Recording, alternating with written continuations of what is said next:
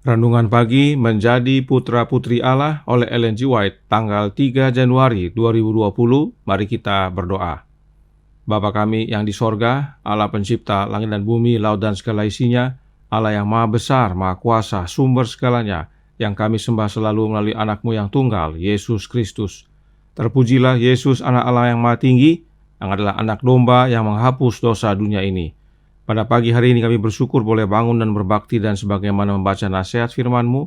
Kiranya ini mengubahkan hidup kami agar menjadi serupa dengan anak Allah dalam karakter. Beserta kami sepanjang perbaktian ini kehendak-Mu yang jadi. Ampun kami akan dosa dan salah, karena kami berdoa hanya dalam nama anak Allah yang tunggal, Yesus Kristus, yang adalah Tuhan dan Juru Selamat kami. Amin. Renungan hari ini akan dibacakan oleh Ibu Noni Kaumpungan. Silakan Ibu Noni. Renungan pagi hari ini berjudul Bila mana Kristus sudah nyata kelak, kita pun menjadi sama seperti Dia. Ayat inti kita terdapat dalam 1 Yohanes 3 ayat 2. Saudara-saudaraku yang kekasih, sekarang kita adalah anak-anak Allah. Tetapi belum nyata apa keadaan kita kelak. Akan tetapi kita tahu bahwa apabila Kristus menyatakan dirinya, kita akan menjadi sama seperti Dia, sebab kita akan melihat Dia dalam keadaannya yang sebenarnya. Kita tidak boleh berdiam diri dengan pengharapan bahwa perubahan perangai akan datang kepada kita oleh sesuatu pekerjaan ajaib. Ketika Yesus kelak tampak di awan-awan di langit dengan kuasa dan kemuliaan besar, tidak, hai saudara-saudaraku yang muda, kita harus menghadapi meja pengadilan dan kesempatan diberikan pada kita di dalam hidup ini, supaya kita boleh membentuk perangai untuk hidup yang kekal di kemudian hari. Jangan seorang pun menyangka bahwa kekikiran, penghormatan diri, dan pemanjangan diri cocok dengan Roh Kristus. Pada tiap-tiap pria dan wanita yang sungguh-sungguh bertobat, ada tanggung jawab yang tidak dapat kita taksir dengan tepat. Adat istiadat dan cara-cara dunia sekali-kali tidak boleh dituruti oleh putra dan putri Raja Surga. Dalam memisahkan diri dari dunia, kita akan menghadapi kesukaran-kesukaran pada segala pihak. Tetapi disinilah penghiburan bagi kita. Saudara-saudaraku yang kekasih, sekarang kita adalah anak-anak Allah, tetapi belum nyata apa keadaan kita kelak. Akan tetapi kita tahu bahwa apabila Kristus menyatakan dirinya, kita akan menjadi sama seperti Dia, sebab kita akan melihat Dia dalam keadaannya yang sebenarnya. Kita harus menunjukkan oleh perkataan dan perbuatan kita bahwa kita insaf akan tanggung jawab besar yang diletakkan atas kita. Terang kita harus bersinar begitu jelas, sehingga orang-orang lain dapat melihat bahwa kita memuliakan Bapa dalam hidup kita sehari-hari, bahwa kita berhubungan dengan surga dan sewaris dengan Kristus.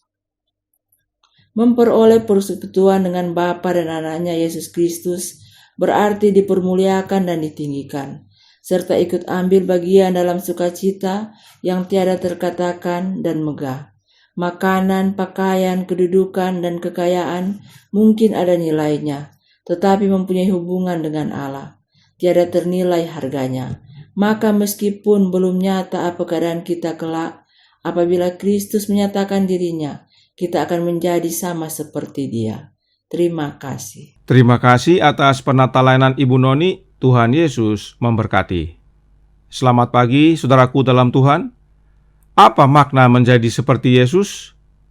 Sehubungan dengan ayat tema hari ini, Roh Nubuat menjelaskan dalam Counsels for the Church halaman 9 paragraf 2 yang berkata, menjadi seperti Yesus dalam karakter adalah tujuan Allah bagi umatnya.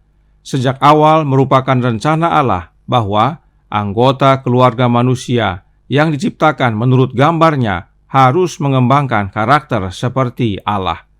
Untuk mewujudkannya, orang tua pertama kita di Eden akan menerima instruksi dari Kristus dan para malaikat dalam percakapan tatap muka. Tetapi setelah Adam dan Hawa berdosa, mereka tidak dapat lagi dengan bebas berbicara kepada makhluk surgawi dengan cara ini. Menjadi seperti Yesus adalah menjadi seperti Yesus dalam karakter. Sebab itulah tujuan Allah bagi umat-umatnya sejak permulaan. Apakah karakter Kristus sama dengan karakter Allah, yaitu Bapanya? From Eternity Past, halaman 9 paragraf 3 menyatakan, Kristus Sang Firman adalah satu dengan Bapa yang kekal, satu dalam alamiah, dalam karakter, dalam tujuan. Jadi, Kristus adalah satu dengan Bapanya dalam karakter. Tidak heran adalah tujuan Allah Bapa agar kita menjadi serupa dalam karakter dengan anaknya, Yesus Kristus. Sebab dengan menjadi serupa dengan Kristus dalam karakter, maka dengan sendirinya kita menjadi sama dalam karakter dengan Allah Bapa. Dan salah satu tujuan Yesus datang ke dunia ini adalah untuk menyatakan karakter Bapanya. Counsels to Parents, Teachers and Students halaman 259 paragraf 1 menyatakan, Dia datang untuk mengungkapkan karakter Bapa, agar manusia dapat dipimpin untuk menyembah Dia dalam roh dan kebenaran. Lalu, bagaimana caranya untuk memiliki karakter Kristus? Counsels for the Church halaman 56 paragraf 4 menjelaskan, mereka harus memiliki kasih karunia-Nya, roh Kristus, untuk membantu kelemahan mereka atau mereka tidak dapat membentuk karakter Kristen. Karakter Kristus atau karakter Kristen hanya dapat diperoleh dengan memiliki roh Kristus dalam hidup kita. Dan Alkitab menyatakan bahwa roh itu sama dengan hidup. Karenanya Roh Nubuat menuliskan dalam Gospel Workers edisi 1892-1893, halaman 373 paragraf 2 yang berkata, memperoleh persekutuan dengan Bapa dan Anaknya, Yesus Kristus, berarti dipermuliakan dan ditinggikan, serta ikut ambil bagian dalam sukacita yang tiada terkatakan dan megah. Makanan, pakaian, kedudukan, dan kekayaan mungkin memiliki nilai, tetapi memiliki hubungan dengan Allah dan menjadi bagian dari kodrat ilahinya adalah nilai yang tak ternilai harganya. Hidup kita tersembunyi bersama dengan Kristus di dalam Allah, dan meskipun belum nyata apa keadaan kita kelak, apabila Kristus yang adalah hidup kita menyatakan diri kelak, kita akan menjadi sama seperti Dia, sebab kita akan melihat Dia dalam keadaannya yang sebenarnya. 1 Yohanes 3 ayat 2 dan Kolose 3 ayat 4. Roh Nubuat mengutip Kolose 3 ayat 4 yang menyatakan bahwa jika hidup Kristus menjadi hidup kita, yaitu dengan menerima rohnya, sebab roh itu sama dengan hidup, maka saat Yesus datang kedua kali nanti, kita menjadi sama seperti Yesus dalam karakter. Dan ini ada hubungannya dengan Bapanya, sebab hidup kita tersembunyi bersama Yesus di dalam Allah yang adalah Bapanya Yesus. Itulah sebabnya kutipan ini diawali dengan kalimat persekutuan dengan Bapa dan Anaknya. Sebab Bapa dan Anak satu dalam karakter, dan untuk memiliki karakter Bapa cukup dengan memiliki karakter Anaknya. Dan memiliki karakter anak Allah adalah dengan menerima rohnya, yaitu roh Kristus yang adalah hidupnya Kristus itu sendiri. Hidup Kristus menggantikan hidup kita. Kita menjadi manusia baru dalam Yesus. Dan inilah hidup yang kekal itu.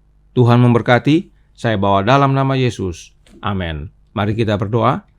Bapa kami yang di sorga, Allah pencipta langit dan bumi, laut dan segala isinya, Allah yang maha besar, maha kuasa, sumber segalanya, yang kami sembah selalu melalui anak-Mu yang tunggal, Yesus Kristus. Terima kasih atas penjelasan ringkas ini, bahwa yang kami butuhkan adalah Bapa dan Anaknya. Sebab karakter Bapa dapat kami terima melalui karakter anak. Dan kehidupan anak adalah kehidupan yang menggantikan kehidupan kami, agar kami serupa dengan Dia dan dengan sendirinya menjadi serupa dengan Bapa. Dan inilah hidup yang kekal itu. Tolong kami ya Bapa, curahkan roh anak-Mu dalam hati ini, beserta kami sepanjang hari ini, kehendak-Mu yang jadi, ampun kami akan dosa dan salah, karena kami berdoa hanya dalam nama anak Allah yang tunggal, Yesus Kristus, yang adalah Tuhan dan Juru Selamat kami. Amin.